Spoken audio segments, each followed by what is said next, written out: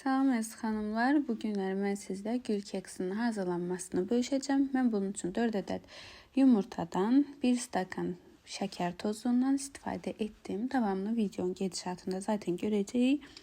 İlk öncə yumurta ilə şəkər tozunu yaxşıca qarışdırıram, tam ağarana qədər və həcmi 3-4 dəfəcən çoxalana qədər.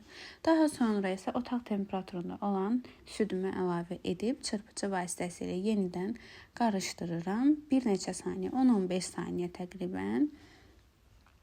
Və daha sonra 1 stəkan yağımı əlavə etdim.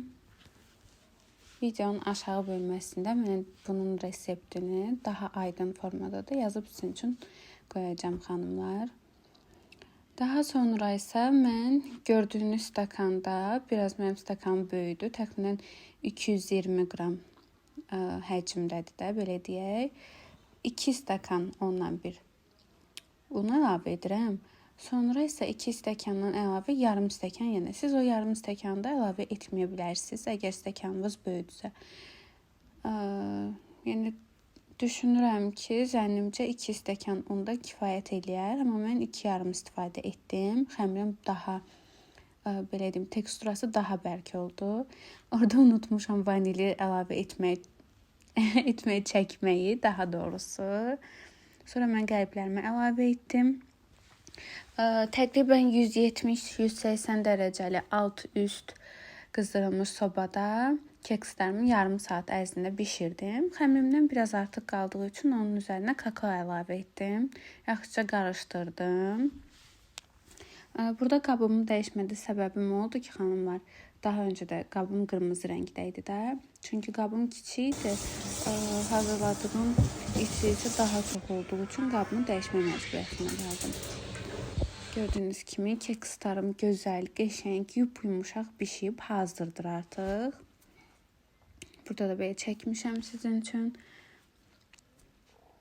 Demək, servis qabımı qəşəng çıxardıram. İçinə kekslərimi bir-bir əlavə edirəm.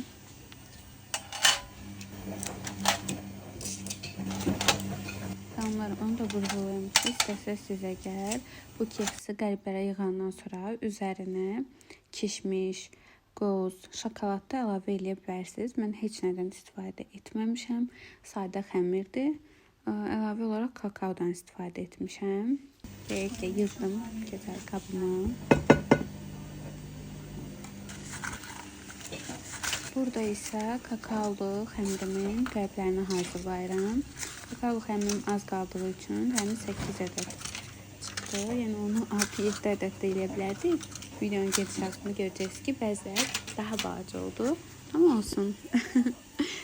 Belə sobamı əlavə edirəm. İlk öncə sobamız mütləq dərəcədə isti olmalıdır. Və budur. Kakaolu xəmirlərim də hazırdır. Xanımlar, göz haqqınızda halal eləyin. Möhtəşəm çıxır xanımlar. Reseptini tam şəkildə videomun altına yazacağım. Orayla baxıb siz də hazırlaya bilərsiniz.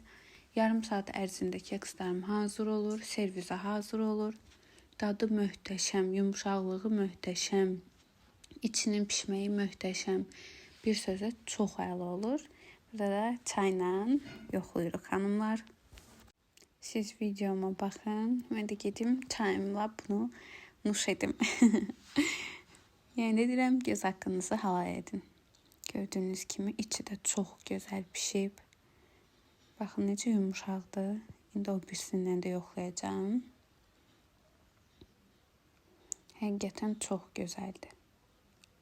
Baxın nə gözəldir. Təşəkkürlər xanımlar.